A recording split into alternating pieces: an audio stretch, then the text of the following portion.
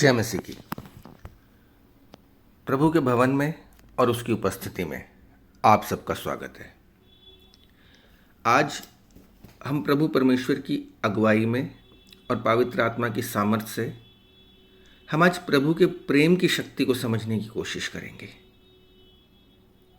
Bible हमें बताती है, पहला कुरिन्थियों 13 अध्याय और उसके 4 से 13 पद तक प्रेम के बारे में लिखा हुआ है, जहाँ पर लिखा हुआ है प्रेम धीरजवंत है और कृपालु है, प्रेम डाह नहीं करता, प्रेम अपनी बड़ाई नहीं करता, प्रेम फूलता नहीं, अनिरीति नहीं चलता, वो अपनी भलाई नहीं चाहता, झुंझलाता नहीं, बुरा नहीं मानता, कुकर्म से आनंदित नहीं होता, परंतु सत्य से आनंदित होता है। वह सब बातों को सह लेता है और सब बातों की प्रतीति करता है और सब बातों की आशा रखता है और सब बातों में धीरज धरता है। प्रेम कभी टलता नहीं। भविष्यवाणियाँ हों तो समाप्त हो जाएंगी, भाषाएं हों तो जाती रहेंगी, ज्ञान हो तो मिट जाएगा, क्योंकि हमारा ज्ञान अधूरा है और हमारी भविष्यवाणियाँ भी अधूरी हैं। परंतु जब सर्वसिद्ध आएगा तो अधूरा मिट जाएगा।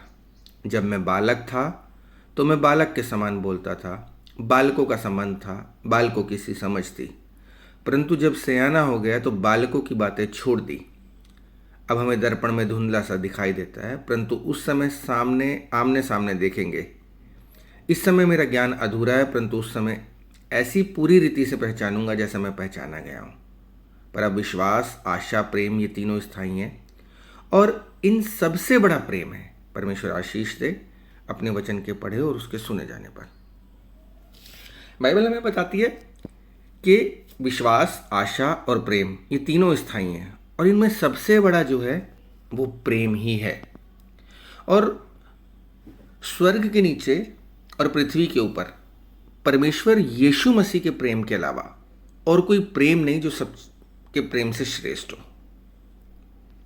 क्योंकि वचन हमें बताता है कि परमेश्वर का प्रेम हमें हर परिस्थिति में सहारा देता है। यीशु मसीह ने हमारे लिए अपने प्राणों की आहुति दी ताकि हम पाप से मुक्त हो सकें। उन्हीं के प्रेम के कारण हम पाप के बंधनों से मुक्त हो सकते हैं और अनंत जीवन का वरदान प्राप्त कर सकते हैं। पवित्र शास्त्र हमें बताता है, परमेश्वर के प्रेम की अद्भुत शक्ति में वो ताकत है जो हमें हर परिस्थिति में स्थिर रखती है और हमें सभी कठिनाइयों से पार करने की शक्ति देती है।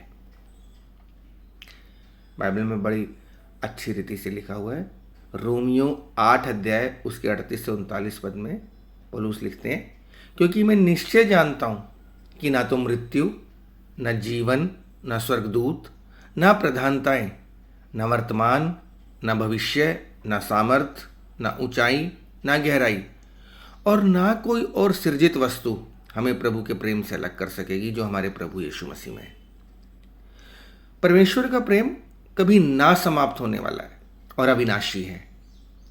यह हमें हर प्रकार की परिस्थिति से बचाता है और हमें एक नई आशा देता है।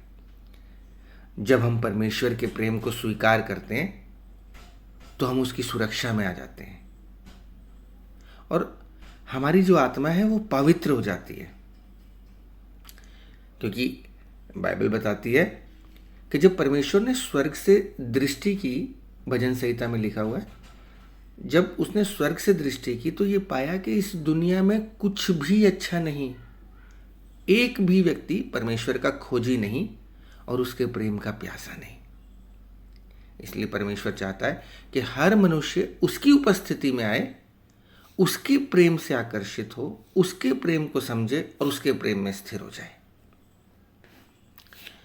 अगर हम भी चाहते हैं कि जो प्रेम यीशु मसीह ने हमसे किया है, हम उस प्रेम को अपने जीवन में स्वीकार करें, क्योंकि बाइबल बताती है ऐसा मुमकिन नहीं कि कोई दोस्त अपने दोस्त के लिए जान दे, लेकिन मैं तुम्हारे लिए अपनी जान देता हूं, ताकि तुम जो गुनाहों में फंसे हुए हो और तुम्हारे उद्धार का कोई रास्ता नहीं और तुम्हारे छुटकारे के लिए एक निष्कलंक मेमने का लहू बहाना अनिवार्य है ताकि तुम्हारा उद्धार हो। मैं अपना लहू बहाने के लिए तैयार हूँ ताकि तुम्हारा उद्धार हो। अगर हम भी चाहते हैं कि हम वैसा ही प्रेम जैसा यीशु मसीह का हमारे जीवनों में प्रकट हुआ है, उस प्यार को अपने जीवन में इम्प्लीमेंट कर सकें, तो हमें 3 बातों का विश्वास करना पड़ेगा। हमें अपने जीवन में, हमारे जीवन के अंदर 3 चीज़ें बहुत ज़रूरी हैं। पहली चीज़ विश्वास और समर्पण। हमें अपने हृदय को परमेश्वर के प्रति खोलना होगा और उनके प्रेम को अपने जीवन में स्वीकार करना होगा। हमें अपने पापों का पश्चाताप करना होगा और यीशु मसीह को अपना उद्धारकर्ता मानना होगा, क्योंकि इस दुनिया में एक भी इंसान ऐसा नहीं है जिसने पाप ना किया हो। हर व्यक्ति कहीं ना कहीं, छोटे से छोटा या बड़े से बड़ा, पाप में कहीं ना कहीं संलिप्त है, यानी कि पाप में इन्वॉल्व है। तो हमें अपने पापों का पश्चाताप करना होगा और यीशु मसीह को अपना उद्धारकर्ता मानना होगा। दूसरी चीज़ पवित्र जीवन। हमें पवित्र शास्त्र के अनुसार अपने जीवन को पवित्र और धर्मी बनाना होगा। ये केवल अपने शब्दों से नहीं बल्कि अपने कर्मों से भी दिखाना होगा। हमें हर प्रकार की बुराई से बचना होगा और सत्य और धर्म का पालन करना होगा। तीसरी चीज़ प्रार्थना और साधना। हमें नियमित रूप से प्रार्थना करनी चाहिए और परमेश्वर के साथ समय बिताना चाहिए, क्योंकि प्रार्थना के माध्यम से हम परमेश्वर के निकट जा सकते हैं और उसकी इच्छा को समझ सकते हैं। पहला यूहन्ना 1 अध्याय उसका 9 पद हमें बताता है, यदि हम अपने पापों को स्वीकार करते हैं तो हम विश्वास योग्य और धर्मी हैं, जो हमारे पापों को क्षमा करे और हमें हमारी सारी अधर्मता से दूर करे। क्योंकि हम सब ने इस दुनिया में कहीं ना कहीं पाप किया है, और अगर हम चाहते हैं कि हम अपने पापों से बचें और पापों से दूर हो जाए और प्रभु वाले प्रेम को, जो हमें हर स्थिति में सुरक्षित रख सकता है, तो हमें प्रभु परमेश्वर के समीप जाना पड़ेगा। प्रभु परमेश्वर बड़े प्यार से और बड़े खुले दिल से हमारा स्वागत करते हैं। बाइबल बताती है कि यीशु मसीह अपने बाहों को फैलाए खड़ा हुआ है कि लोग उसके पास आए, उसकी बातों को समझें, सीखें और अपने जीवन को अच्छाई की तरफ लेकर चलें। लेकिन इन बातों को बढ़ने के लिए हमें अपने जीवन में कुछ चीज़ें अपनानी पड़ेंगी। हमारे जीवन में विश्वास होना चाहिए परमेश्वर के उस प्रेम के प्रति जो हमें हमारे पापों से मुक्त करता है। बाइबल बड़ी खूबसूरती से लिखती है, यशाया 1 अध्याय उसके 18 पद में, आओ हम आपस में बातचीत करें। यहोवा कहता है, यद्यपि तुम्हारे पाप लाल रंग के हों तो वो भी बर्फ के समान श्वेत हो जाएंगे, यद्यपि वे सुर्ख लाल रंग के क्यों ना हों तो भी ऊन के समान सफ़ेद हो जाएंगे। परमेश्वर का प्रेम हमें क्षमा प्रदान करता है और हमें नए सिरे से शुरू करने का अवसर देता है, और सिर्फ ये मौका हमारी ज़िंदगी में परमेश्वर यीशु मसीह ही देते हैं, क्योंकि वो यही कहते हैं कि क्रूस से जो मैंने अपना लहू बहाया है, वो लहू तुम्हारे हर पापों को धोने में सक्षम है। तुम्हारी कैसी भी बुराई क्यों ना हो, वो हर उस बुराई को तुम्हारे जीवन से दूर करने में सामर्थ्य है। दूसरी चीज़ शक्ति और साहस। तीमुथियुस 1 अध्याय उसके 7 पद में कहता है, परमेश्वर ने हमें भय की भावना नहीं दी है, परंतु सामर्थ और प्रेम और संयम की आत्मा दी है। हमें ये विश्वास होना चाहिए कि परमेश्वर ने हमें भय की भावना नहीं दी, क्योंकि हमारे परमेश्वर यीशु मसीह अपने जीवन काल में कभी भी किसी भी चीज़ से भयभीत नहीं हुए। अगर हम दुनियावी तौर से देखें तो सबसे बड़ी चीज़ जो हमें डराती है वो सिर्फ मृत्यु है, लेकिन बाइबल इस बात की गवाह है कि परमेश्वर यीशु मसीह ने मृत्यु पर भी विजय पाई है।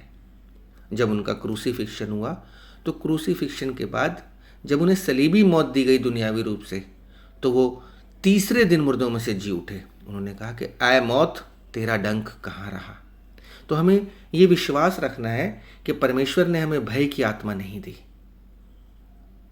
परमेश्वर ने हमें सामर्थ, प्रेम और संयम की आत्मा दी है, ताकि हम अपने जीवन में परमेश्वर के प्रेम में होकर सब चुनौतियों का सामना करें। तीसरी चीज यिर्मयाह बताता है 29 अध्याय उसके 11वें पद में परमेश्वर की प्लानिंग के बारे में लिखा है, क्योंकि मैं जानता हूं कि तुम लोगों के विषय में जो विचार रखता हूं वो शांति के ही विचार हैं, बुराई के नहीं, कि तुझे अंतिम समय में आशा और भविष्य दूं।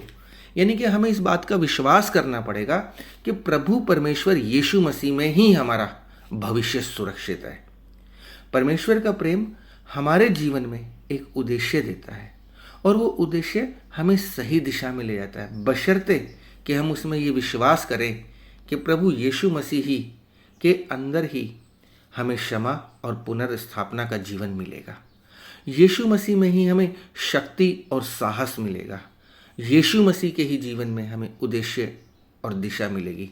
इसलिए हमें बहुत ज़रूरी है कि हम प्रभु यीशु मसीह के प्रति अपने आप को समर्पित करें और उसकी इच्छाओं को जान सकें, उसकी उपस्थिति में बैठ सकें, क्योंकि सिर्फ और सिर्फ प्रभु यीशु मसीह का वो प्रेम, जिस प्रेम के तहत वो अपने स्वर्ग के सिंहासन को छोड़कर हम लोगों के लिए इस दुनिया में आया और अपने जीवन का बलिदान दे दिया, ताकि उसके जीवन का बलिदान देने से हम लोगों के बहुतों के जीवन की छुड़ौती का वो कारण बने और हमें अब्दी ज़िंदगी का वारिस बना सके। मेरे प्रभु पिता परमेश्वर, हम आपसे प्रार्थना करते हैं कि आप हमें अपने प्रेम का मार्गदर्शन कराएं, हमें सच्चे प्रेम की समझ दें मेरे प्रभु, और शक्ति दें ताकि हम हर परिस्थिति में मेरे पिता परमेश्वर आपके प्रेम में स्थिर रह सकें। आप हमें अपनी पवित्रता में बनाए रखें मेरे प्रभु, और हमें हर प्रकार के पाप से बचाए रखें। हे मेरे परमेश्वर, हमें अपने प्रेम से भर दें ताकि हम हर दिन तेरी महिमा के लिए जी सके मेरे प्रभु। हमें विश्वास और धैर्य दे ताकि हम तुझ में अडिग रह सकें, तुझ में स्थिर रह सकें मेरे पिता परमेश्वर। हमें पैबस्ता कर अपने नाम में, हमारे हृदय को पवित्र कर मेरे प्रभु, और हमें अपने प्रेम में बने रहने की शक्ति दे। ये विनती, ये प्रार्थना बड़े विश्वास के साथ मेरे प्रभु यीशु मसीह नासरी के नाम में होकर मांगते हैं, ताकि मेरे पिता परमेश्वर हम अपने जीवन में परमेश्वर के प्रेम को स्वीकार करें और अपने पापों से मुक्त होकर पवित्र आत्मा के मार्गदर्शन में जीते हुए एक पवित्र और धर्मी जीवन जी सके मेरे पिता परमेश्वर। आपका प्रेम हमें हर परिस्थिति में संपूर्ण और सुरक्षित रखेगा यीशु मसीह के नाम में। पिता परमेश्वर, आप हमारे साथ रहें, और पिता परमेश्वर हमें अपनी शांति और सुरक्षा का अनुभव कराएं। पिता परमेश्वर, अपने प्रति हमारे जीवन में विश्वास और समर्पण की भावना का उजागर करें मेरे पिता परमेश्वर, ताकि हम आपकी उपस्थिति और पिता परमेश्वर आपको समझ सकें पिता परमेश्वर अपने जीवन में, और अपने जीवन में उतार सकें मेरे पिता परमेश्वर, और आपकी उपस्थिति को स्वीकार करके पिता परमेश्वर आपके प्रेम में बढ़ते जाएं और हर पाप से दूर रहें मेरे पिता परमेश्वर, और अपने जीवन को पिता परमेश्वर आपको समर्पित करें, और उस उद्देश्य को जिसके निमित्त पिता परमेश्वर आपने हमारी रचना करी है, अपने जीवन को पिता परमेश्वर उसी सही दिशा में ले जा सके यीशु मसीह के नाम में। आमीन, आमीन, आमीन। Thank you.